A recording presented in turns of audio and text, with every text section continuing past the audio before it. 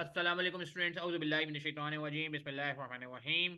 वबिशवाली सदरी वयस्सिरली अमरी वाहलुल उक़दतम मिन लिसानी यफ़क़हू क़ौली वबिज़्नी इल्मा वबिज़्नी इल्मा वबिज़्नी इल्मा। अच्छा जी, हमारे क्या कहते हैं, विंटर 2023 का जो है वो एरिया चल रहा था हमारे पास, और हम जो है इसको कंटिन्यू करते हैं। एंड विंटर 2023 का क्वेश्चन नंबर 1 हमने कंप्लीट कर लिया था। आज हम क्वेश्चन नंबर 2 पे बात करेंगे जी। ठीक है जी, एक मिनट। अच्छा जी, स्टार्ट करते हैं जी। क्वेश्चन नंबर 2 पे बात करेंगे। रिक्वायरमेंट पहले पढ़ेंगे। अगेन इसको भी हम आईकैप के सॉफ्टवेयर पे सॉल्व करने जा रहे हैं। पहले रिक्वायरमेंट पढ़ लेते हैं। Calculate a suitable discount rate for the garden furniture project, include a brief explanation of your approach. ये वन ऑफ द इजीएस्ट सवाल था। क्वेश्चन नंबर 1 भी इजी था, मगर मैं समझता हूँ पर्सनली ये ज्यादा इजी सवाल था और ये छोटा भी था। वन में इशू ये था कि जो है वो बड़ा क्या कहते हैं था, मगर आई थिंक इट्स बेटर कि हम जो है क्या कहते हैं 2 को और अच्छे जिसे कहते हैं परफेक्शन के साथ करें। सॉफ्टवेयर पे करने की वजह मैंने बता दी कि यार आपको आज नहीं तो कल MSA 2 तो देना ही है सॉफ्टवेयर पे, तो व्हाई नॉट कि यार हम अभी से ही इसको अवेल कर लेते हैं। और जिनकी अटेम्प्ट BFD की जून 24 के बाद है उनको तो वैसे ही अल्टीमेटली सॉफ्टवेयर पे आना ही है।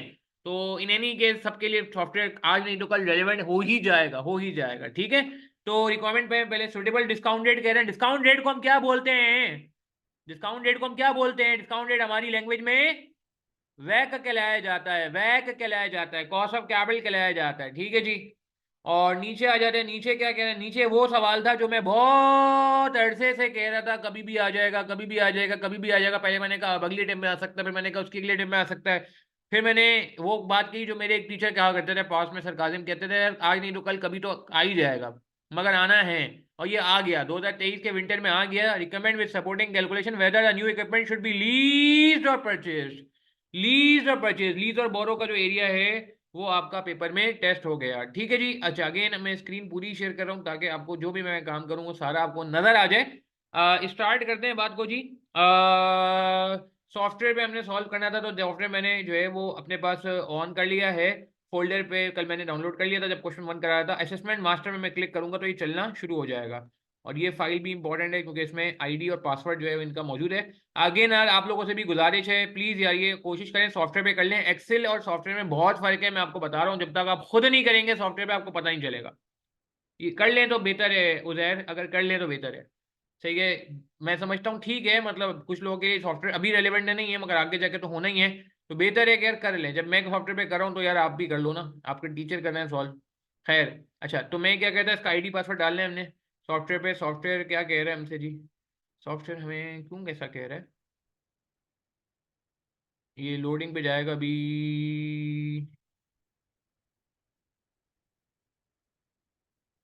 Why it is saying so? एक मिनट रुकेंगे यार, ये क्यों मसले कर रहा है भाई हमारे साथ? अभी मसले नहीं कीजिए, हमें क्लास करनी है। स्टार्ट करते हैं, आप लोग भी इंस्टॉल कर लेते हैं, मैं चले। अच्छा जी, सॉरी मैं गलत वाला जो है वो खोल रहा था, इसलिए वो मुझे मना मना अलाउ नहीं कर रहा था। ये असेसमेंट मास्टर जो 2 फरवरी का है, ये हम खोलने जा रहे हैं। लोडिंग हो रही है। ये प्रीवियस वर्जन मेरे पास था वो नहीं ऑन हो रहा था, ये अच्छी बात है आई की। और हाउ टू रन सॉफ्टवेयर, इस पर हम बात कर लेते हैं। ये मैंने आपको बता दिया, आईडी पासवर्ड इसका वही है। इसको फिर अभी हम रिफ्रेश कर लेंगे। प्लीज़ यार आप जो लोग रिकॉर्डिंग से रेफर करें उनसे भी गुजारिश है, काइंडली सॉफ्टवेयर अगर आप डाउनलोड कर लेते हैं तो बड़ा अच्छा हो जाएगा। हम लोग सब फिर एक साथ ही काम करेंगे और आपको एक्सपीरियंस हो जाएगा कि what are the challenges of this software और how to address them, how to address them. ठीक है जी, सॉफ्टवेयर खुल रहा है और मैं आईडी पासवर्ड डाल देता हूँ। कहाँ गया जी? BFD का आईडी डेमो 1 के नाम से आईडी है, और पासवर्ड इनका यहाँ पे मौजूद है जी, CFAB $123। मैं कॉपी पेस्ट से भी उठा सकता हूँ, इनकी ज़रूरत नहीं है जी आपको, अभी हम बाद में देखते हैं। अच्छा जी, सॉफ्टवेयर खुल गया। आप लोग भी प्लीज़ यार जल्दी से करें, क्वेश्चन नंबर 2 हम सॉल्व करने जाएंगे। Oh my God. अच्छा, ये BFD डेमो शायद कॉपी सही नहीं हुआ यहाँ पे।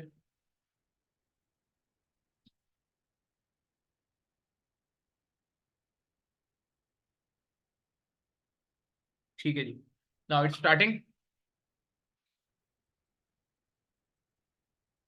ठीक है जी, BFD का पेपर खुल चुका है। क्वेश्चन नंबर 2 हमने सॉल्व करना है, तो आई थिंक वो शायद क्वेश्चन पेज नंबर 3 पे होगा मोस्ट प्रॉब्ली, या 2 पे होगा, तो देख लेते हैं। एंड क्वेश्चन नंबर 2 वैक पहले निकालना है। पहले हम वैक निकालेंगे और फिर सेकंड पार्ट में हम जो है वो लीज और बोरो जो मोस्ट अवेटेड था उस पर काम करेंगे। ठीक है जी। ये क्वेश्चन 2B की विंडो खुल गई है, तो मेरे ख्याल से हमें सेकंड पेज पे जाना चाहिए ताकि 2A आ जाए। अच्छा, रिक्वायरमेंट पहले पढ़ ली हमने है, और अब हम वैक निकालने के लिए हमें पता है कि हम अपने पेरीमीटर्स फॉलो करेंगे। इसकी थोड़ी सेटिंग ऐसे कर लेते हैं। ये सवाल आपको मैंने पहले बताया था, विंटर 2020 का आ रहा है सॉफ्टवेयर में, मगर अब टेंशन ना लें, हम इसी सवाल को रहने देंगे ताकि हमें आदत हो जाए कि आधा अगर स्क्रीन हमारी गायब भी हो जाती है तो फिर हम कैसे काम करेंगे, ठीक है ना, हमें इसकी आदत होनी चाहिए।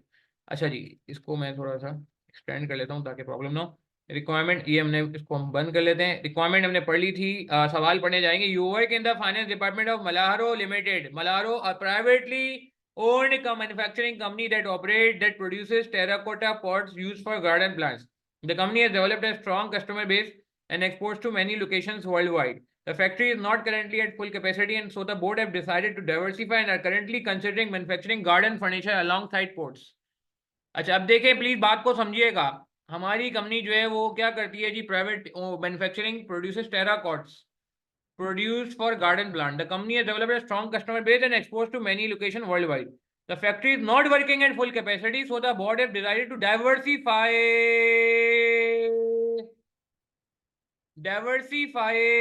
पॉट बनाते बनाते डाइवर्सिफाई। वैक का सवाल है और डाइवर्सिफिकेशन आ जाए तो कहां जाती है कहानी। वैक का सवाल है और डाइवर्सिफिकेशन आ जाए, अभी देख भी लेते हैं डाइवर्सिफिकेशन कैसी है। डाइवर्सिफिकेशन मीन जब हम न्यू इंडस्ट्री में जा रहे होते हैं वैक के सवाल में, तो क्या करते हैं।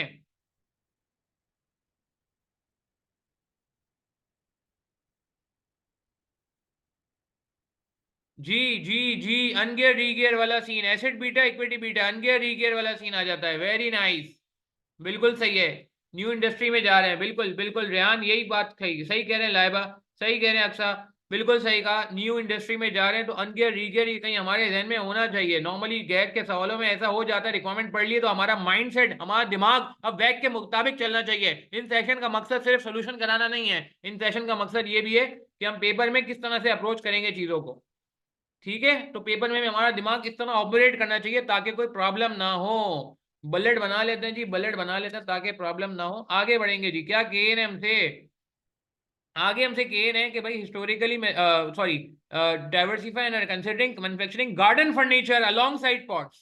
तो न्यू इंडस्ट्री में जा रहे हैं, न्यू इंडस्ट्री क्या है, गार्डन फर्नीचर बनाने जा रहे हैं। पहले ये पॉट बनाते थे, ठीक है जी, अब ये क्या कहते हैं, गार्डन फर्नीचर भी बनाने में इंटरेस्टेड है, जो कि न्यू इंडस्ट्री है, अनगे रीगे लग रहा है। आगे कह रहे हैं the board hopes to generate sales of man to many of its existing retailers who typically also stock outdoor furniture in their stores. उन्होंने कहा जी पॉट बनाने वाले हजरात क्योंकि गार्डन रखते हैं, जब भी हम हमारा पॉट खरीदते हैं तो उनको हम ये आसानी से सेल कर सकते हैं।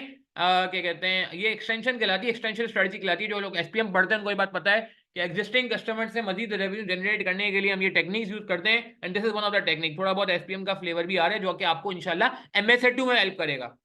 अच्छा, आगे चलते हैं। Historically Malaro has used a discount rate of 10% to appraise the investment. Existing वेक 10% है। One of the director question whether this would still be suitable for the new business and you have been asked to calculate a suitable rate to appraise the new venture। हमें पता है existing वेक लिख लेते हैं मगर किसी काम का नहीं रहता, नाकारा हो जाता है, यूजलेस हो जाता है। सही है ना, क्योंकि रिस्क चेंज है, नई इंडस्ट्री का रिस्क चेंज है, तो वैक भी चेंज होना चाहिए, बट इट शुड चेंज। हमें ऐसा लगता है कि इसको चेंज कर लेना चाहिए। अगेन ये बैकग्राउंड बातें हमें सवाल में इन्वॉल्व होने का मौका दे रही हैं, ताकि सवाल की रीडिंग तगड़ी होगी तो हमारा सवाल अच्छे से चलेगा। Malaro's current of capital reflect debt equity grading of 1:4। Current हमारा डेट स्ट्रक्चर क्या है जी, करंटली हमारे पास जो है डेट इक्विटी का रेशियो है 1:4, यानी कि एक डेट है तो 4 इक्विटी है, एक डेट है तो 4 इक्विटी है। क्या ये बात समझ आती है भाई। कोलन लगेगा भाई, कोलन लगेगा, सीमी कोलन नहीं लगेगा, कोलन लगेगा, सीमी कोलन नहीं लगा देना भाई। ठीक है, आगे बढ़ते हैं भाई। You have identified a company FPK Limited. FPK that manufactures garden furniture. FPK is listed on the Pakistan stock exchange and has an equity beta 1.5। FPK debt equity gearing is 1:2। तो याद है proxy beta, proxy beta, proxy data, proxy beta के लिए information दे रहा है आपको ये। ठीक है जी, अगेन एक और कंपनी के बारे में बताया जा रहा है, अगेंस्ट इंडस्ट्री के बारे में बताया जा रहा है, अनदर कंपनी के बारे में बताया जा रहा है, एफपीके लिमिटेड के बारे में बताया जा रहा है। एफपीके कंपनी, इसका आपको इक्विटी बीटा बता दिया है। इक्विटी बीटा नोट कर लेते हैं। क्या करेंगे जी, आपको पता है, मेरे ख्याल से मुझे बात करने की जरूरत नहीं है भाई। और डेट इक्विटी रेशियो आपको क्या कहते हैं? ये हमारे सामने डेट इक्विटी रेशियो आ रहा है 1:2। ये बातें समझ आ रही हैं भाई? सवाल मुश्किल तो नहीं लग रहा, इजी पीजी सवाल है मुझे तो लग रहा है। Assume that capital structure of Malaro remain the same after investment in new venture. Corporate debt may be assumed to be risk free. Corporate debt may be assumed to be risk free. ये copy नहीं होगी information भाई यहाँ पे software पे। Corporate date जो है वो क्या कह रहा है जी? रिस्क फ्री है।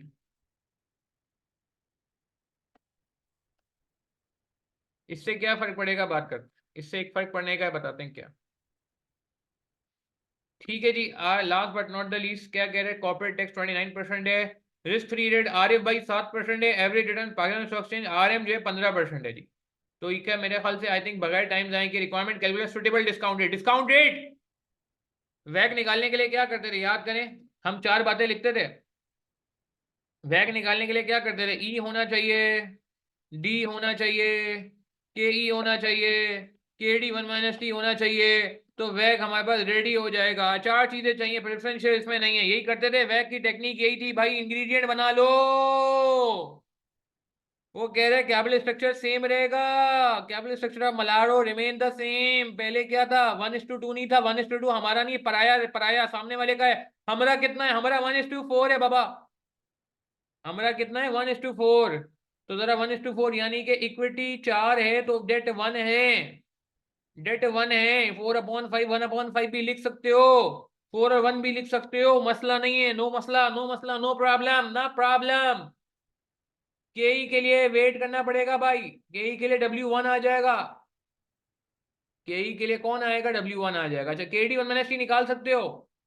अरे चंदा, केडी 1 - टी के लिए आईआरआर निकलता था। अक्सर बच्चे मुझे मैसेज करते हैं, सर आईआरआर के थ्रू क्यों नहीं निकाला? क्या इस सवाल में आईआरआर पॉसिबल है? देख के बता दीजिए मुझे प्लीज। पार्टिसिपेट करेंगे यार जो लोग लाइव में आए,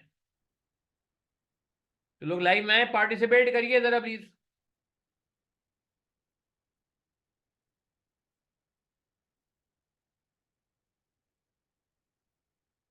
हाँ जी,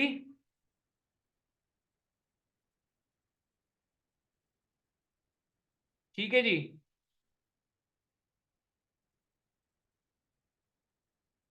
बिल्कुल सही है, बिल्कुल सही है, बिल्कुल सही है। आईआरआर नहीं निकल सकता, डायरेक्ट करेंगे। बिल्कुल सही कहा आपने अक्सा। सलमान सोमरो सही कह रहे हैं, रेहान रेहान सही कह रहे हैं। रिडीबल रिडीबल की कोई कहानी दी भी नहीं है। बिल्कुल सही है। तो सलमान क्या करें? चंदा डायरेक्ट रेशियो से निकाल लेंगे। बिल्कुल डायरेक्ट रेशियो से नहीं निकालना चंदा। ये देखो, ये कह रहे हैं corporate debt assume to be risk free. मैंने अक्सर अक्सर कहा है कि जब तक ये लाइन नहीं लिखी होगी आप केडी को आरएफ एज्यूम नहीं कर सकते। आप केडी को आरएफ एज्यूम नहीं कर सकते जब तक ये लाइन नहीं लिखी हो। तो आप यहाँ पे क्या करोगे? चूंकि कॉर्पोरेट डेट रिस्क फ्री है तो इस वजह से जो आर एफ है वो ही हमारा केडी हो जाएगा। जो हमारा आर एफ है वो हमारा केडी हो जाएगा मजबूरी के तहत। ये मैं वापस रिपीट कर रहा हूँ, मैंने अपने पूरे कोर्स में आपको, इतना बड़ा कोर्स हमारा अल्हम्दुलिल्लाह बना हुआ है, डिटेल में सब चीजें कवर करते हैं हम, प्रैक्टिस भी करते हैं, रीसेंट एम भी करते हैं, थ्योरी भी कवर करते हैं अल्हम्दुलिल्लाह। तो उन सब में मैंने आपको शायद ये जो केडी और इजिकल टू आर एफ है शायद 1 या 2 बार ही करवाया हुआ है, क्योंकि अक्सर कोई ना कोई हिंट होती है। ये सेफ अजम्पशन नहीं है, ये बिल्कुल लास्ट रिजॉर्ट है, लास्ट रिजॉर्ट। तो आई थिंक केडी फिर वही आर एफ भाई। आर एफ भाई कितने है? 7% है। इसको जरा 1 - टी कर दो ना भाई, इसको 1 - टी से मल्टीप्लाई कर दो भाई। क्या हो जाएगा? 1 - 0.29 से मल्टीप्लाई करो भाई, क्या आ रहा है? 4.97 आ रहा है। हाँ, 4.97 आ रहा है क्या? ठीक हो गया। अच्छा, थैंक यू। 4.97% आ गया। तो अब एक चीज रह गई, हमारा वेक तैयार है जी, वेक तैयार है। वेक निकालने के लिए अब एक ही चीज रह गई, कंप्यूटेशन ऑफ केई। केई कैसे निकलेगा भाई? केई के लिए सीन समझ लो, सॉफ्टवेयर पे सॉल्व करने में अभी तक कोई मुझे दिक्कत नहीं हुई इस सवाल में। खास तौर पे ये सवाल इतना बड़ा नहीं है, मैंने पहले ही कहा था। फॉर्मूला का है भाई, फॉर्मूला इसका हमारे पास है, फॉर्मूला इसका हमारे पास है जी। फॉर्मूला का है, फॉर्मूला इसका है K is equal to R F plus beta R F minus R F. ये फॉर्मूला हमने लिख दिया, ये फॉर्मूला आपकी स्क्रीन पे हमने लिख दिया। अब क्या करें? K is equal to R F by 7 है। आर एफ बीटा नहीं पता। ओ माय गॉड, बीटा नहीं पता, बीटा नहीं पता, बीटा नहीं पता। नहीं, उसका बीटा नहीं चलेगा, अनगियर रीगियर करना पड़ेगा। तो सामने वाली कंपनी के बीटा को अनगियर करो पहले।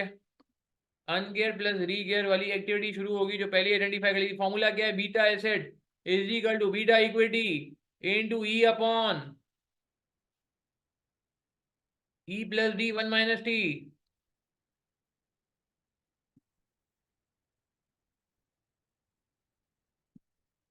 यही फॉर्मूला होता है। फॉर्मूला लिखने का तरीका देख रहे हो भाई, कुछ लोगों को शिकायत होती है सर हम फॉर्मूला कैसे लिखेंगे, फॉर्मूला ए से लिखेंगे भाई।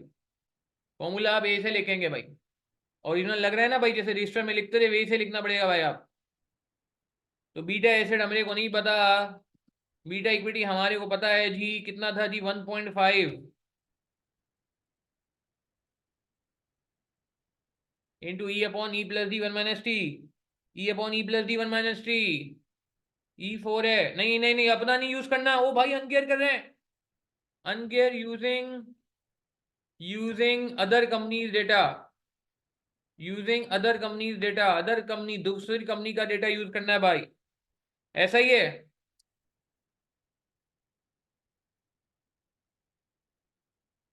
ठीक है, अनकेयर करेंगे उनको देख के, जो कि रेशियो कितना था उनका 1:2 था, if I am not wrong. इसको नीचे कर लेते हैं, अभी जरूरत नहीं है इसकी भाई। ये 1:2 रेशियो था। 2 इक्विटी है। इसको मैं अभी कॉपी भी कर लेता हूँ, इस फॉर्मूले को ना मैं नीचे कॉपी भी कर लूंगा।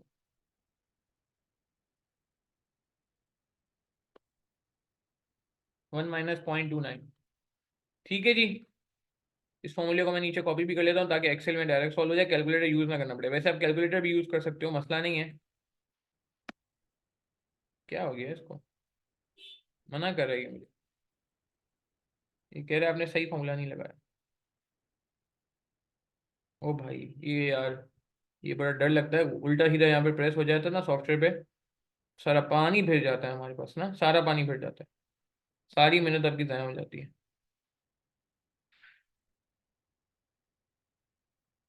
इस ब्रैकेट को हटा देते हैं। अभी भी मन खला कर रहा है यार ये।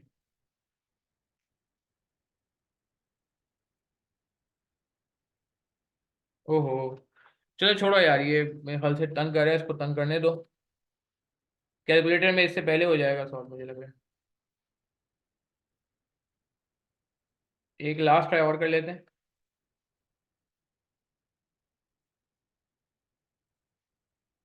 नहीं यार, ये कुछ मसला छोड़े यार। परसेंटेज भी कर सकते हैं, रेशियो भी कर सकते हैं, मसला नहीं है। रेहान, रेहान क्या आ रहा है ये, और अगर वैसे चाह रहे हो,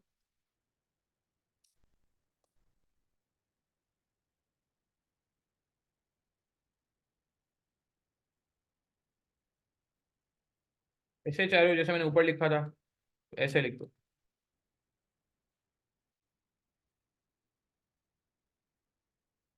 क्या आया बीटा एसिड, क्या आया बीटा एसिड, या थोड़ा सा ये वाला मरहला अनकंफर्टेबल होता है हमारे लिए, मगर इतना बड़ा मसला नहीं है, इसकी भी प्रैक्टिस करेंगे तो पकड़ में आ जाएगा। पकड़ में हमारे आ जाएगा। बीटा एसिड कितना, 1.107। थैंक यू सलमान सोमरो, सही कह रहे हैं अक्सा, 1.107 ठीक हो गया। अब रीगेयर कर दें।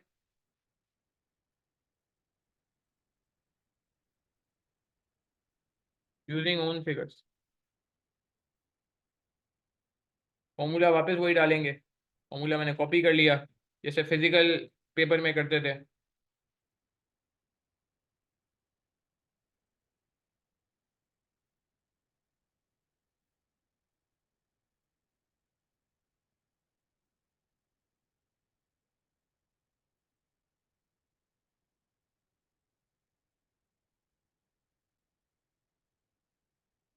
ठीक है जी, तो ये बीटा एसिड की जगह हमने 1.107 रख दिया। बीटा इक्विटी नहीं, मैं नहीं पता, इसकी जगह हमने बीई रख दिया। और 4 है ना, 4। चलो अब बताओ क्या आ रहा है बीटा इक्विटी, तो सॉल्व करें जरा प्लीज, बीटा इक्विटी देखें क्या आ रहा है। 0.9401। नहीं नहीं यार, इतना कम नहीं आ सकता सलमान, कैसी बातें कर रहे हो। सलमान ज़्यादा आएगा, गड़बड़ कर दिए कोई। बीटा इक्विटी बताएं, 1.303 आ रहा है, ठीक है ये सही है। सलमान चेक करो आप जरा प्लीज, अक्सा का 1.303 आ रहा है, बाकी लोग भी चेक करें जरा। तो मेरे ख्याल से आई थिंक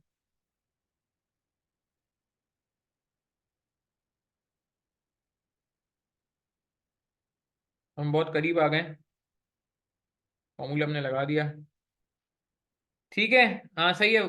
उधर ये 1.303 सही है यार। तो क्या ही हमें पता है जी, क्या ही निकाल लेते हैं। रिस्क फ्री रेट हमारा कितना था, सवाल में चलते हैं। 7 है जी, मार्केट रेट 15 है।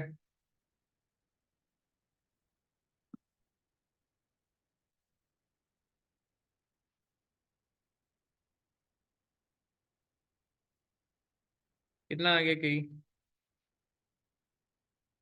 ठीक है सलमान सोमनो, बिल्कुल सही है यार। कही कितना आ रहा है? 17.4। यही आ रहा है। वैक निकाल लें अब। चलो वैक निकाल लेते हैं, वैक का फॉर्मूला लिख लेते हैं। K E into E plus K D into D upon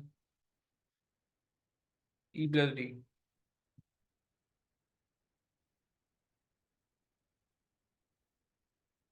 वैक निकाल लेते हैं जी जल्दी से।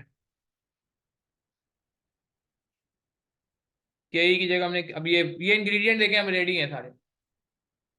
अब कोई टेंशन की बात ही नहीं है, हमारे पास सब चीज़ें रेडी हैं। ये रहा, ये चारों इंग्रेडिएंट रेडी होंगे। के भी आ गया है 17.4%। W1, ये रहा W1। और अब वैक निकाल लेते हैं, कितना आ रहा है वैक?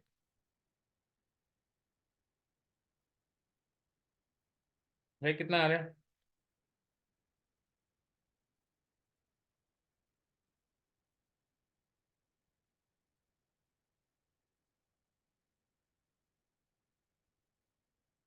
4.97 इंटू 1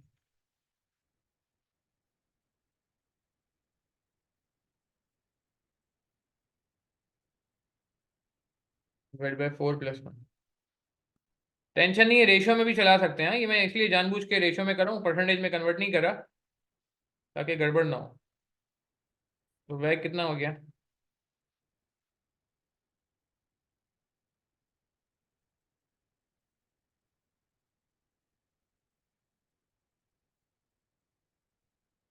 जी वैक बता दें, 14.93, 14.94। ठीक है जी, 7 मार्क आ गए। कोई मसला तो नहीं था, ये 7 मार्क आसान थे? कंफर्म करें, 7 मार्क आसान है जी। इट इज फाइन, पेपर में संभाल लेंगे आप, कोई प्रॉब्लम तो नहीं है?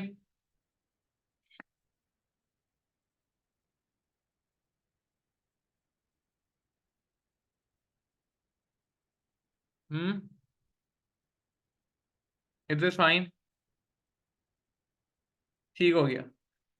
ठीक है यार, ये पेपर में ये बहुत स्कोरिंग था मेरे हिसाब से। कल के सवाल, पहला सवाल से भी ज्यादा स्कोरिंग मैं समझता हूँ। दूसरा सवाल था, जल्दी भी हो गया है, इतना टाइम नहीं लगा। और आई थिंक हमारा वो भी हो गया है, क्या कहते हैं, क्या कहते हैं उसे, जल्दी भी हो गया है और प्रॉब्लम भी नहीं हुई इसमें। ये ना, प्रॉब्लम भी नहीं हुई, प्रॉब्लम भी नहीं हुई। ठीक है, इसका स्क्रीनशॉट ले रहा हूँ मैं, ताकि मैं इसको अपने पास सेव कर लूँ।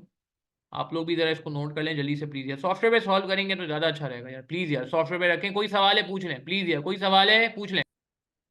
Are we clear with this point? Second, अब हम बी पार्ट पे आ रहे हैं, लीजो बोरो। वैक बड़ा आसान सा एरिया था, पेपर में बड़ा स्कोरिंग था, 7 मार्क का भी था। आई थिंक मेरे ख्याल से मार्क्स इनफ थे। और टाइम भी मैं समझता हूँ इसमें आपको सही मिला है, मतलब मेरे हिसाब से कम टाइम नहीं है। 7 मार्क के लिए आपको मिलते हैं तकरीबन 13 मिनट मिलते हैं ऑलमोस्ट। ये सवाल बहुत आसानी से, मैं समझता हूँ 10 से 12 मिनट में भी हो सकता है, अगर आप एक अच्छी स्पीड से काम करो तो। अच्छा, सेकंड जल्दी से पार्ट पे आते हैं जी। Recommend with supporting calculation whether the new equipment should be lease और परचेज। लीज और बोरो जिसको आता है, बहुत ज़्यादा एग्जामिनर ने इसमें हैंकी पैंकी नहीं की है, स्ट्रेट डेटा दिया है। और मुझे बहुत खुशी हुई कि एग्जामिनर के जो पास के सोल्यूशन थे, सॉरी के सर मुझे ये कहना पड़ रहा है, उसमें बड़े मसले थे, उसमें बड़े इख्तिलाफात थे। जो लोग लीज और बोरो मुझसे पढ़ते हैं उनको ये बात पता है कि जब मैं लीज और बोरो पढ़ाता हूँ तो मैं आपको यही कहता हूँ कि यार आप एग्जामिनर के आंसर को नहीं देखना, आप मेरे आंसर को देखना, ठीक है। बट यहाँ पे मुझे बड़ी खुशी हुई देखे कि नहीं यार, एग्जामिनर ने वो जो पहले गलतियां पास में होती थी सजेस्टेड सोल्यूशन में, वो नहीं की इस बार, और बहुत अच्छा सोल्यूशन बनाया, बहुत अच्छा सोल्यूशन बनाया। तो इस बहुत सारे स्टूडेंट ये कहते थे सर हम अपने कॉन्सेप्ट चेंज कर लेते हैं एग्जामिनर के मुताबिक, मार्क्स तो एग्जामिनर ने देने हैं। तो मैं उनको हमेशा ये कहता था कि नहीं यार, कभी भी एग्जामिनर जो है ना वो ट्रीटमेंट सही कर सकता है, तो आप परेशान ना हो। और वो भी सजेस्टेड सोल्यूशन होता है, तो वैसे ही डिस्क्लेमर मौजूद है आईकैप का कि वो एक्चुअल सोल्यूशन नहीं होता। तो हैविंग सेड दैट, मैं आई रियली अप्रिशिएट कि कम से कम आईकैप ने इस बार जो है जो सोल्यूशन दिया बी पार्ट का मुझे लीजो बोरो का, वो पिछले जितने भी सवाल थे 2011 के, 10 के और उससे पहले के 2008 के, मोहानी लिमिटेड हो गया, सही है ना। एक और सवाल हो गया, बेल इंटरप्राइजेस के नाम से सवाल था। जितने भी पास पेपर के सवाल आपने देखे, हर किसी के पास पेपर के सोल्यूशन में कोई ना कोई गड़बड़ थी। इट इज रेक्टिफाइड अल्हम्दुलिल्लाह। ठीक है, इन दिस सोल्यूशन सवाल पढ़ेंगे। If that board does proceed with this new venture, there will be a significant investment in new equipment. The manufacturer of the equipment has offered Malaro the option to lease or purchase the equipment outright. You have been asked to advise which option will be the cheapest for Malaro. Outright purchase. The new equipment can be purchased for 28 million rupees. The board estimates that the equipment will have a useful life of 5 years and would realize a scrap value of 22.8 million at the end of its useful life. The equipment would be eligible for tax depreciation at 25% in the year of acquisition, then 15% thereafter. On a reducing balance basis, on disposal there will be a nil balancing adjustment. आपको याद होगा जब lease और बोरो होता है, अब हम मेरे ख्याल से हम चेंज कर लेते हैं विंडो को। जब लीज और बोरो होता है तो हम क्या करते हैं, हम थोड़ा चेंज करते हैं काम को ना। हमारा डिस्काउंट रेट क्या होता है, किसी को याद आ रहा है? लीज और बोरो के लिए हमारा डिस्काउंट रेट क्या होता है भाई? हाँ, जब हम लीज और बोरो करते हैं तो हमारा डिस्काउंट रेट क्या होता है? स्क्रीन उतनी ही रखेंगे ताकि पेपर में भी हमें प्रॉब्लम ना हो इतनी सी स्क्रीन पे काम करने में। जी बिल्कुल बिल्कुल बिल्कुल। लीज और बोरो में डिस्काउंट रेट होता था। अपने कॉन्सेप्ट को रिफ्रेश कर लेते हैं। मैंने कहा ये हमारे सेशन का मकसद ये है कि हम कॉन्सेप्ट को भी रिवाइज करें। Discount rate, suitable discount rate होता था IRR of loan net of tax. Very good Laiba, सही कह रहे हैं उजैर, वेरी गुड उजैर। अक्सर सही सही कह रहे हैं। अक्सर इसको मैं आगे जाके वो करूंगा, कनेक्ट करूंगा। IRR of loan net of tax, ये डायलॉग बहुत दफा बोला गया। और इसके पीछे लॉजिक भी होती थी ना कि यार जब हम ये बात कर रहे थे लीज और बोरो की, तो ये इसमें इक्विटी का कोई रोल नहीं होता। इसकी लॉजिक भी मैं आपको याद दिला दूं कि अगर आप वैक पर डिस्काउंटिंग करोगे, जो कि अनफॉर्चुनेटली आईकैप के कुछ सोल्यूशन में हो रही थी वैक पर डिस्काउंटिंग, तो वो गलत हो जाएगा। वो गलत हो जाएगा। उसकी वजह ये कि गलत होने की कि यार वो वैक पर डिस्काउंटिंग करना मुनासिब नहीं है। मुनासिब इसलिए नहीं है वैक पर डिस्काउंटिंग करना क्योंकि वैक में इक्विटी का एलिमेंट भी आ रहा होता है। वैक में इक्विटी का एलिमेंट भी आ रहा होता है। इक्विटी का एलिमेंट तो आपको पता है ना कि यार इररिलेवेंट होता है। तो इसीलिए मैं कहूंगा कि नहीं यार, आपने जो है ना वो वैक पे नहीं करनी, केई पे भी नहीं करनी, KD1-1ST पे करते हैं। ठीक है, ये आईकैप ने भी इस तरह इस बार ये यूज किया जिसकी मुझे बड़ी खुशी हुई। अच्छा, IRR loan net of tax, तो इसको मैं प्यार से बोल दूं इस सवाल में KD या KE? KE या KD? लोन लोन लोन, तो KD1-1ST कह सकता हूँ इसको मैं प्यार से। क्या ख्याल है? जो कि असल में KD1-1ST होगा इन दिस क्वेश्चन। इनको इस क्वेश्चन में तो अलग से नहीं दिया हुआ ना। इस क्वेश्चन में तो अलग से नहीं दिया हुआ ना, क्या कहते हैं आपको, क्या कहते हैं उसे, IRR लोन। ठीक है। अच्छा आगे चलते हैं। आगे क्या कह रहे हैं भाई? Outright purchase. पहले बोरो का केस दे दिया, फिर लीज का दे दिया, तो हम डायरेक्ट शुरू कर लेते हैं काम यार। छोटा सा डेटा बनाने की जरूरत नहीं है। लीज बड़ा सिंपल सा है जी।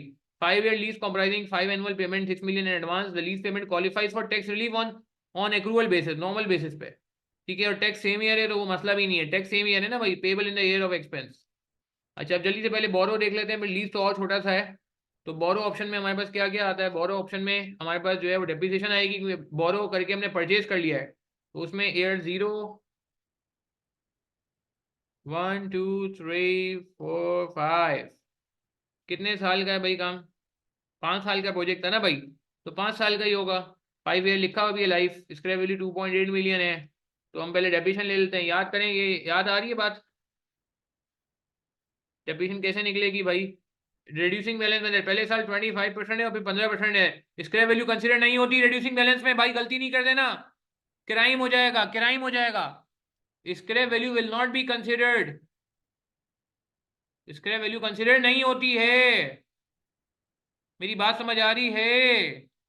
स्क्रैप वैल्यू इग्नोर हो जाती है रिड्यूसिंग बैलेंस मेथड में। जी बिल्कुल, डेप्रिसिएशन निकाल लेते हैं। 2800,000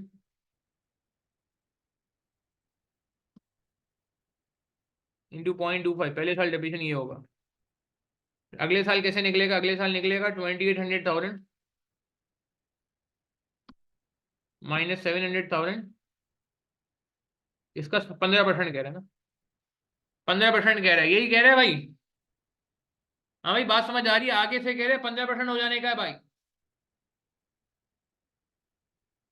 अच्छा, फिर शॉर्टकट या थोड़ी याद है जब शॉर्टकट लगाते थे क्या करते थे? 15% का मतलब है पिछले अमाउंट का 85%, या तो यही करते रहो, पूरा माइनस करके दिखाओ, ये तो यही करते रहो, या फिर डायरेक्ट 85% कर दो। बिल्कुल रेहान, इसका 85% कर दो। क्योंकि 15% डेप्रिसिएशन चाहो तो आप वेरीफाई कर लेना बाद में घर पे अपने, इसको अगेन फिर ये कॉपी कर लो फॉर्मूले को।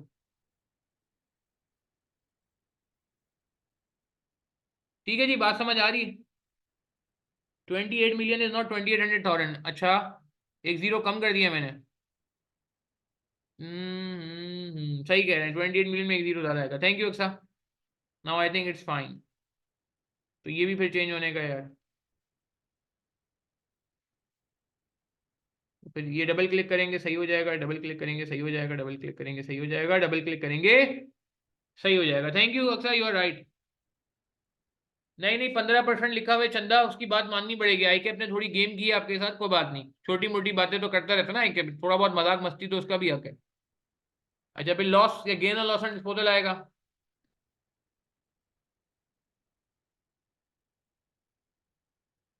ठीक है, तो ये कैसे निकलता है आपको पता है? कॉस्ट लेते हैं, कॉस्ट लिखेंगे 28 million लेस एक्यूमुलेट डेप्रिसिएशन कर देंगे भैया, लेस कर देंगे एक्यूमुलेट डेप्रिसिएशन। सम कर लो इसको। अच्छा, ये माइनस में भी कर सकते हैं।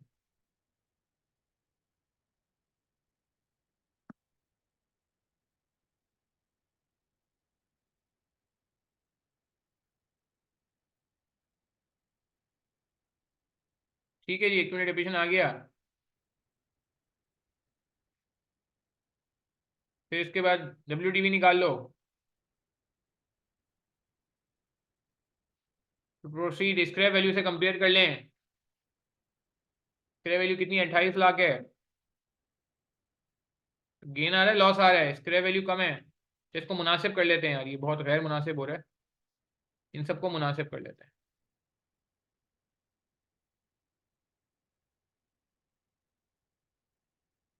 ठीक है जी।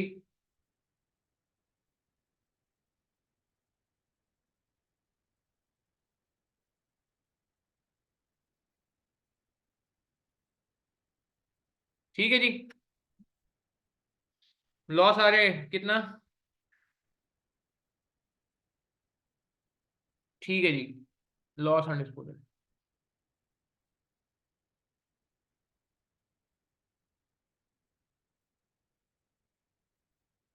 लॉस आ रहा है, मजा नहीं आ रहा, नेगेटिव में होना चाहिए।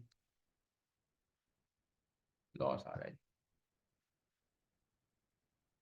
ठीक है जी, तो ये आगे टैक्सेबल एक्सपेंस।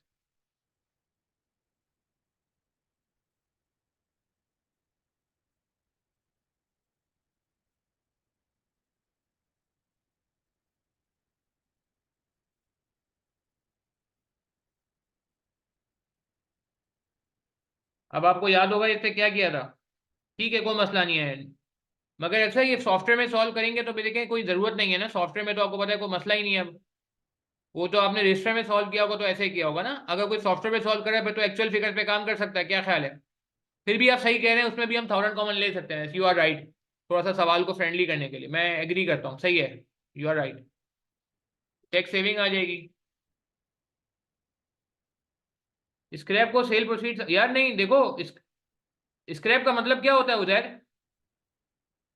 उधर स्क्रैप का मतलब क्या होता है? टैक्स सेविंग निकाल लें पहले हम।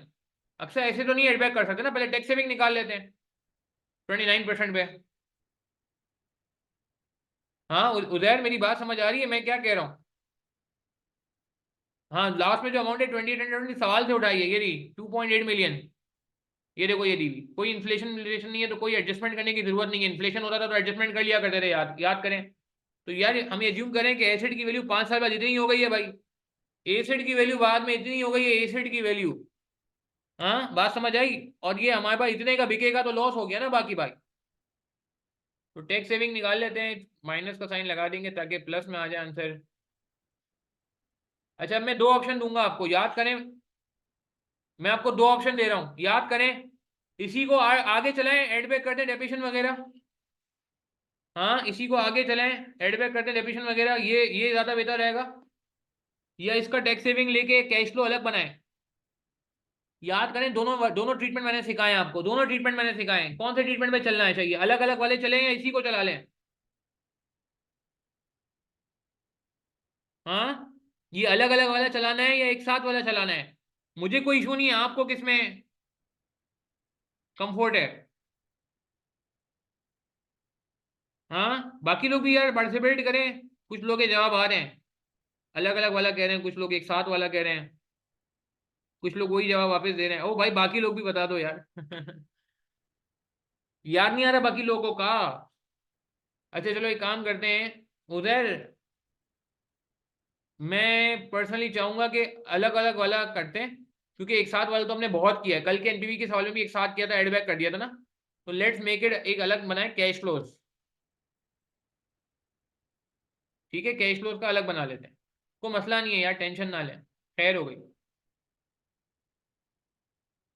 कैश फ्लोज का अलग बना लेते हैं, 8-0 भी ले आते हैं गेम में, कोई बात नहीं, दोनों देख लें यार, जिनको इसमें अच्छा नहीं लगता फिर भी उनके लिए लर्निंग के पेपर में टाइम बचेगा, अलग अलग वाले में ना टाइम ज़्यादा लगेगा, सॉरी टाइम कम लगेगा। तो टैक्स सेविंग कैश फ्लो है, अब इसमें एड बैक करने की जरूरत नहीं है, ये आपने कॉपी किया यहाँ से पेस्ट कर दिया।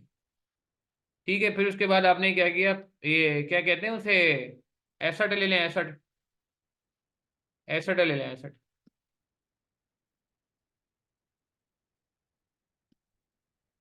स्क्रैप वैल्यू आखिरी साल आ जाएगी। अच्छा, इसमें वो एड बैक करने की जरूरत नहीं है ना, पता है ना ये बात आपको? ये झाड़ू फेरते हैं यहाँ पे, इसमें एड बैक करने की जरूरत नहीं है, बात पता है ना आपको?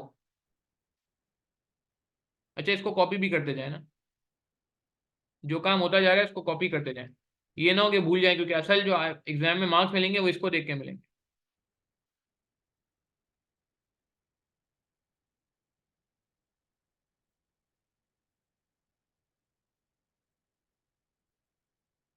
ठीक है, अच्छा ये हो गया। अब नेट के वैसे मसला नहीं था, वैसे उसको भी सेम एड बैक कर सकते, उसको भी कंटिन्यू कर सकते थे, छोटा सवाल है। ठीक है, एक ही बात है, वैसे कोई मसला नहीं है।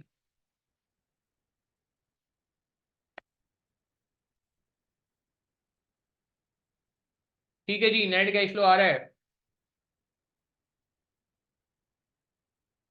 डिस्काउंट फैक्टर लगा दें, 5% ही कर देते हैं इसको, 5% भी कर देते हैं। कितना था discount I R are? 4.97%।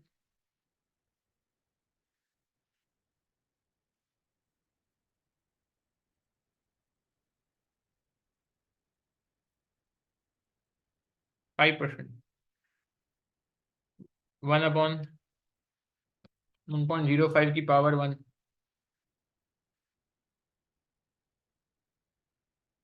Present value आ जाएगी।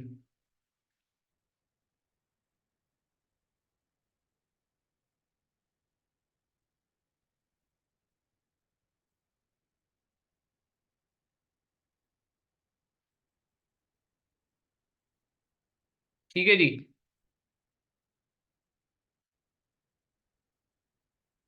चलें, present value of purchase, lease और बोरो में नहीं होता था, इसकी फॉर्मेटिंग सही कर लेते हैं।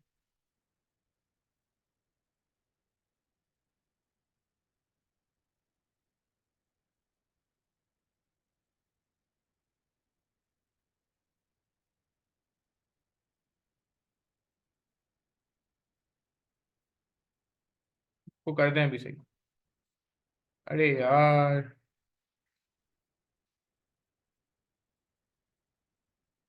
एडबैक की जरूरत नहीं है, बताता हूँ मैं ये, क्योंकि मैंने उस वक्त लेक्चर में ही बताया था तो लोग थोड़ा परेशान हो गए थे, मैंने कहा अभी बता दूं, थोड़ा मुश्किल वाले तरीके से करा रहा हूँ ताकि आपको प्रॉब्लम ना हो।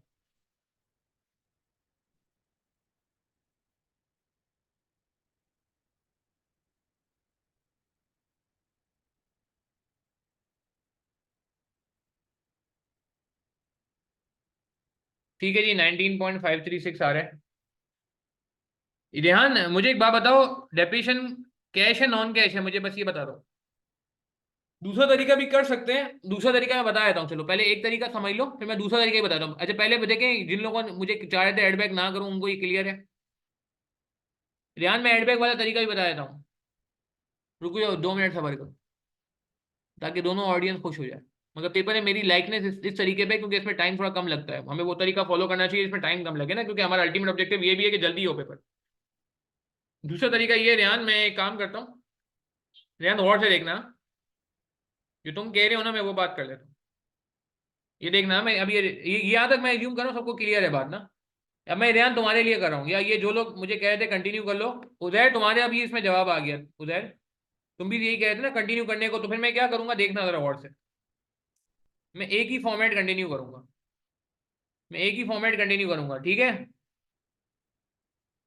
हाँ, तो मैं क्या करूंगा, अब चूंकि मैं इसी कैश फ्लो को कंसिडर कर रहा हूँ, टैक्सेबल एक्सपेंस पे काम कर रहा हूँ। अब मैं क्या करूंगा, मैंने यहाँ पे बोर्ड हटा दिया, ये बोर्ड हट नहीं रहा, हट गया। अब यहाँ पे मैं एड बैक कर दूंगा डेप्रिसिएशन को, क्योंकि मैं इस फिगर को बेस बना रहा हूँ। ठीक है, मैं इसलिए बात कर रहा हूँ ताकि आप लोगों को प्रॉब्लम ना हो यार।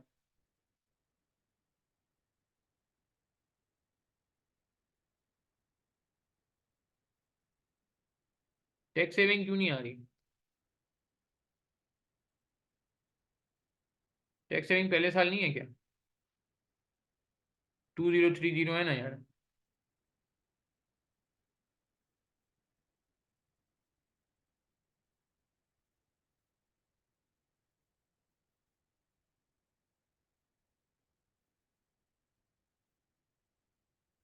2030, ठीक है। अब मैं ऐसे ही में एड बैक कर दूंगा डेप्रिसिएशन को, क्योंकि मैं ऊपर वाली फिगर को बेस बना रहा हूँ। कोई मसला नहीं है मेरे लिए, आंसर सेम आएगा, मैं प्रूव कर रहा हूँ। अभी मैं समझाने के लिए बैठा हूँ, इसलिए कर रहा हूँ, पेपर में ये ना हो कि आप पेपर में भी दो दफा करके आ जाओ। एग्जामिनर एग्जामिनर आपको मैं समझाता हूँ, एग्जामिनर बोलेगा भाई क्यों समझा रहे हो मुझे, मैं समझाया हूँ।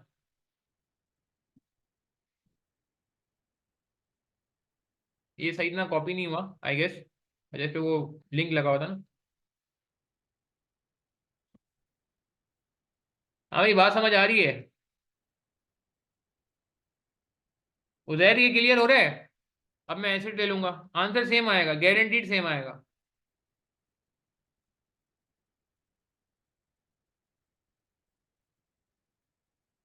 और स्क्रैप वैल्यू 2800 था।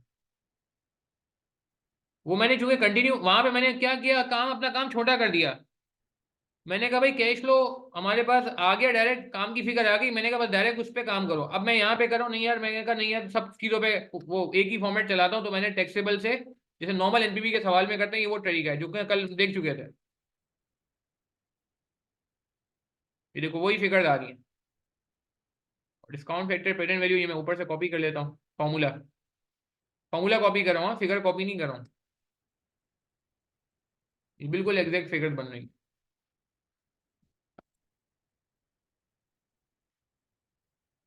फॉर्मूला कॉपी किया मैंने, नहीं फॉर्मूला नहीं कॉपी हुआ, ओ सॉरी, फॉर्मूला भी कॉपी किया बस।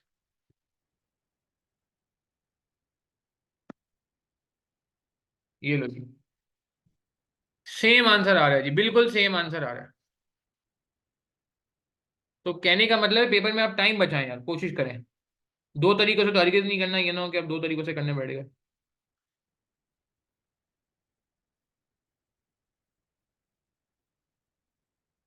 ठीक है जी, बात समझ आ रही है। 19563 हमारी आ रही है एनपीवी, ऊपर भी यही आ रही थी, थोड़ा सा फर्क आ रहा है पता नहीं क्यों।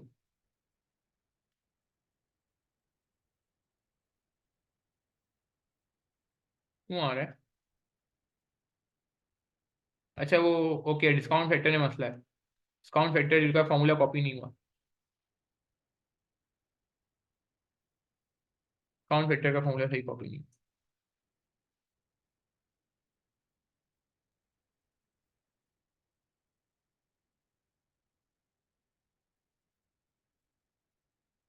ये रही, ले जी एग्जैक्ट मैच कर गई, एग्जैक्ट मैच कर गई, ठीक है। क्लियर है?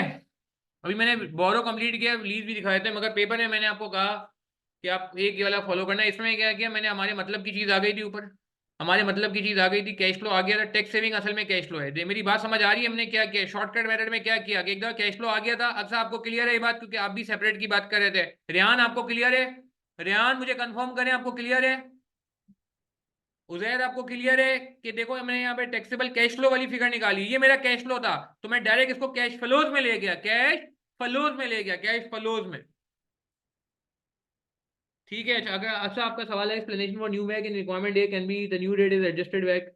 हाँ ठीक है, बिल्कुल सही है, बिल्कुल सही कहा। ये अक्सर आपका कमेंट में पढ़ रहा हूँ, अक्सर ने बिल्कुल अच्छी बात लिखी है, मैं कॉपी करके आप लोगों से शेयर भी कर रहा हूँ। जो लोग लाइव में आ रहे हैं उनको एडवांटेज है, ये सब मैसेज सबको मैसेज मिल जाएगा।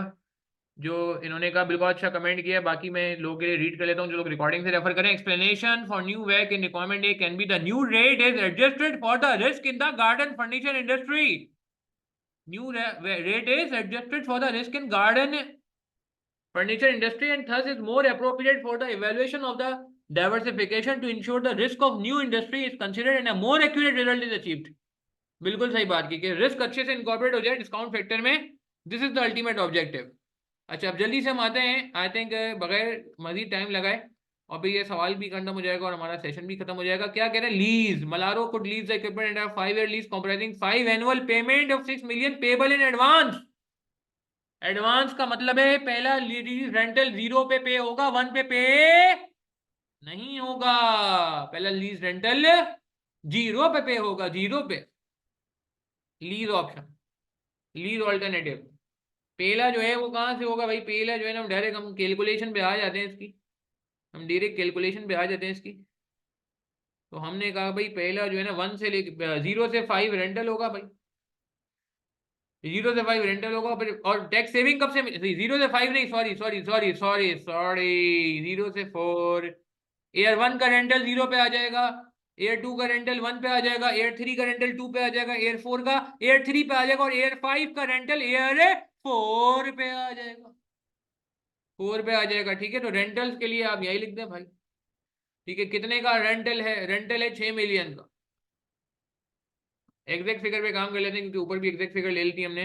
और tax saving on rental, rental को नेगेटिव में लिखेंगे कि पैसा देना है, टैक्स वाला पूरा रेंटल अलाउ कर देते हैं। याद आ रही है बात आपको, टैक्स वाले पूरा रेंटल अलाउ कर देते हैं, किसी को याद है ये बात भाई। Tax saving on rental, tax वाले सेम ईयर में अलाउ करेंगे, एडवांस में अलाउ नहीं करेंगे, 1 से 5 में करेंगे। कितना, इसका 29%। माइनस का साइन लगा लेते हैं ताकि माइनस प्लस का मसला ना हो।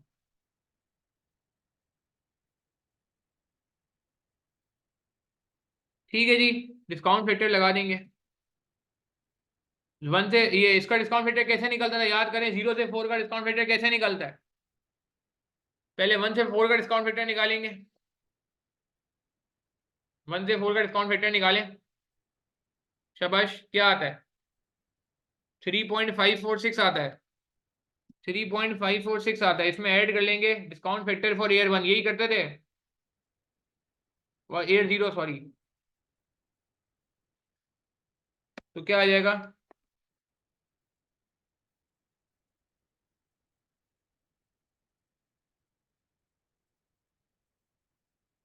4.546, 548 भी सही है, कोई मसला नहीं है, 546 भी सही है, राउंडिंग ऑफ की वजह से हो रहा है। याद आ रही है बात किसी को, ये कैलकुलेटर पे कर लेना, पेपर में शर्किंग दिखाने की जरूरत नहीं है। 1 से 5 का क्या आ रहा है, 1 से 5 का तो नॉर्मल एनुटी वाला आ जाएगा, 4.3295। चलें जी, that's game is over almost.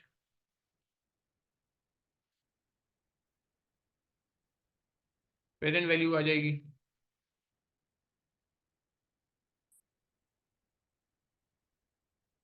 ये यार इतना आसान टॉपिक है, और मज़े की बात ये है कि ये बहुत अरसे बाद आया है, और मज़े की बात ये है कि मुश्किल नहीं है, और मज़े की बात ये है कि आपको मुश्किल की भी तैयारी करके जानी चाहिए, ताकि अगर पेपर में मुश्किल आ जाए तो आपको प्रॉब्लम ना हो। 1947, नंबर्स को थोड़ा मुनासिब कर लेते हैं।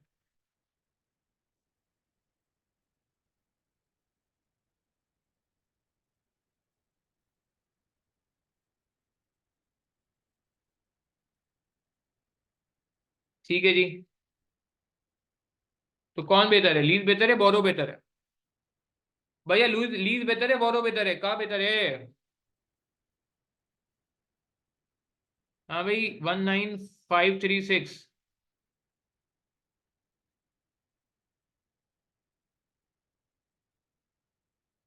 और 19742, क्या बेहतर लग रहा है? Purchase of equipment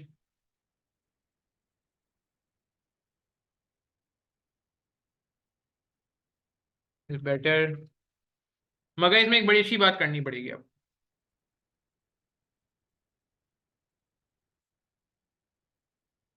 financial grounds because of lower present value of cost, cost की प्रेजेंट वैल्यू कम है, नेगेटिव आइटम कम है, that is less negative figure, slightly less negative figure. दोनों लेस है मगर वो ज्यादा लेस है, नीचे वाला ज्यादा लेस है, नीचे वाला ज्यादा लेस है, ऊपर वाला कम लेस है।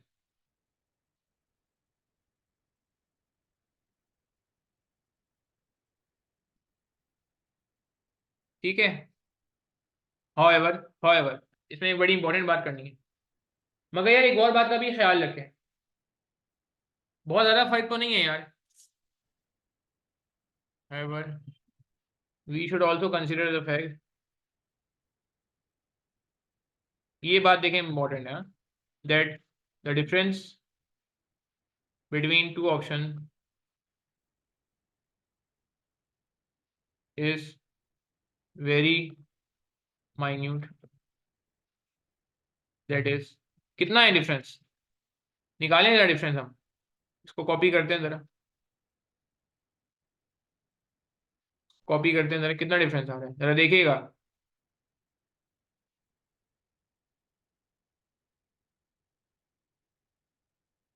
कितना डिफरेंस आ रहा है?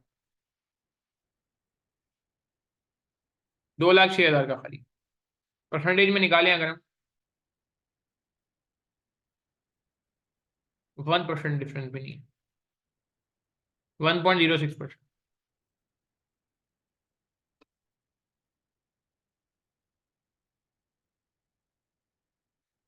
ठीक है, दिखा भी सकते हैं हम, देखिए 7 मार्क है ना, कुछ कमेंट भी कर दें, कुछ कमेंट भी कर दें।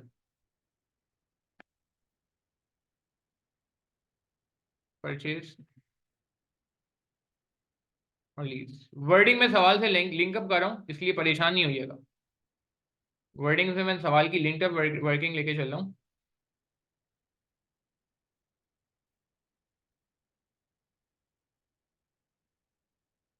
ठीक है, difference in percentage,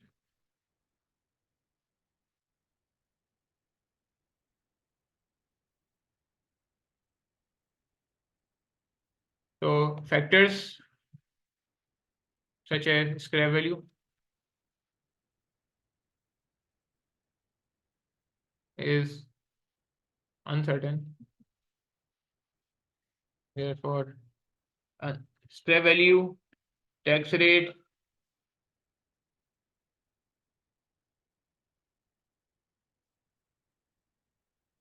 are uncertain, therefore it may be possible any adverse effect may make this option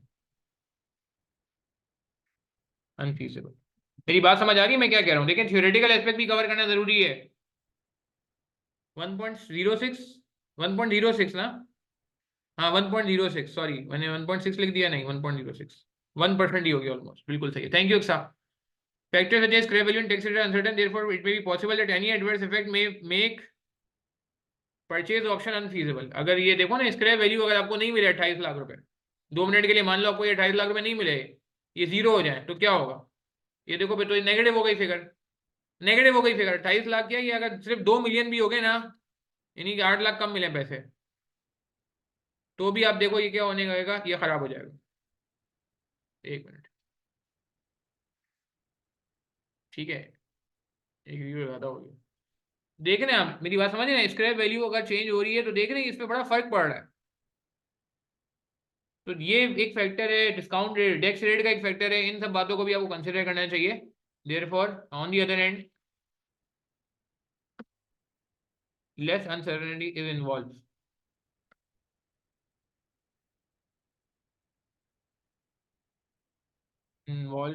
in leasing as rentals are pre agreed. ठीक है जी। तो ये भी आपको फैक्टर्स को कंसिडर करना चाहिए जब आप फाइनल डिसीजन ले रहे हैं। क्या ये बात समझ आती है? Are we clear till this point? 7 mark के लिए मैं समझता हूँ हमने काफ़ी सारी बातें कर ली हैं। एग्री करते हैं? पेपर में पकड़ लेंगे? परेशान तो नहीं होंगे? गड़बड़ तो नहीं मचेगी?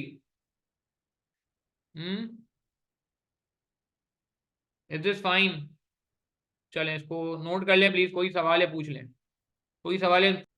अच्छा, जाते जाते मैं चीज़ बता दूं कि इसको आप अपने रजिस्टर पे नोट कैसे कर सकते हैं, या ये कह लें कि बाद में अगर आपको चेक वेक करना हो कि आपने सही किया सॉफ्टवेयर पे गलत किया। सॉफ्टवेयर की प्रैक्टिस इनको करनी है, चाहे MS2 लेवल पे करनी हो या BFD में करनी हो। मैं प्रिंट स्क्रीन करके यहाँ पे स्नैपशॉट ले रहा हूँ इसका। मैंने इसको कॉपी किया और वर्ड की फाइल पे जाके मैं इसको पेस्ट करूँ। वर्ड की फाइल पे जाके मैंने पेस्ट किया, राइट क्लिक किया, इसको क्रॉप किया हूँ करूँगा, इसकी सफाई करूँगा थोड़ी सी। ठीक है ना, जो यूजलेस अनवांटेड एरिया है इसको मैं हटा रहा हूँ। ठीक है ना, जो अनवांटेड एरिया मैं इसको हटा रहा हूँ। लीज को मैं सोच रहा हूँ नेक्स्ट टाइम नेक्स्ट विंडो में दिखाऊँ, तो मैंने इसको सिर्फ बोरो वाले ऑप्शन को यहाँ पे रखा है अभी। क्वेश्चन 2A ऊपर था मेरे पास, और अब ये क्वेश्चन नंबर 2B आ गया मेरे पास। देख रहे हैं, ये कॉपी हो गया। अब रिमेनिंग विंडो है ये, जो लीज वाला ऑल्टरनेटिव था, ये मैंने पूरा एक साथ लिखना था। अब मैं इसको स्नैपशॉट लूंगा इसकी, और ये देखें मैंने इसको पेस्ट किया। तो ये आप लोग भी अगर इसको कहीं चाह रहे हैं कि ये जो है ना वो रेफर करना है अपने सोल्यूशन से सोल्यूशन से, जब आप इसकी प्रैक्टिस कर रहे हो, तो आप इस तरीके से इसको वर्ड की फाइल में ले जा भी सकते। सॉफ्टवेयर से तो एक्सपोर्ट करने का कोई ऑप्शन अवेलेबल नहीं है। बहरहाल ये एक तरीका है जो हम यूज़ कर सकते हैं, कि चाहें तो इसको हम यहाँ भी लिख सकते हैं मेरे ख्याल से। आई थिंक इतना मसला नहीं होगा।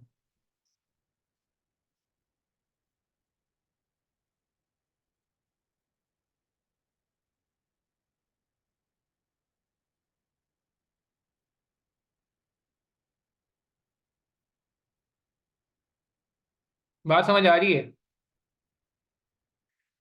क्लियर है बात में? चलें जी। तो इलीज ऑप्शन बोरो का एक छोटा सा सवाल था, वो हमने यहाँ पे आसानी से रख दिया। क्लियर है? चलें यहीं तक रखते हैं। अगर आपको ये बातें समझ आती हैं तो ये लिख सकते हैं रेहान, मेरा नहीं ख्याल मुश्किल है ये सवाल। क्वेश्चन नंबर 2 मैं समझता हूँ पेपर में आपके टाइम को फाइन ट्यून करने के लिए था। मेरे हिसाब से ये सवाल बहुत आसानी से इस टाइम फ्रेम के अंदर हो सकता था, विद थ्योरी। थ्योरी में थोड़ी ज़्यादा लिखवा दी है, बट ये कि स्टिल मैं समझता हूँ कि ये सवाल बहुत वो था। 2 सवाल थे, एंड आई थिंक इनमें दोनों सवालों में, जो पहला सवाल था कल जो हमने किया, और आज जो दूसरा सवाल तो मुझे नहायत ही आसान लगा आज। नहायत ही आसान लगा। खैर, ठीक है, चलें यहीं तक रखते हैं। अपना ख्याल रखिएगा प्लीज़, दुआ में याद रखिएगा। इंशाल्लाह आपसे मुलाकात होती है अगले वीडियो में। किसी कोई बात नहीं समझ आई हो तो मुझे मैसेज कर सकते हैं। बाकी यार अगर आपको कोई बातें समझ आती हैं तो प्लीज़ यार आप और स्टूडेंट से भी शेयर करिएगा, कंजूसी नहीं करिएगा। ठीक है? अस्सलाम वालेकुम रहमतुल्लाहि व बरकातुहू। ठीक है जी, चलें। ओके, खुदा हाफिज़।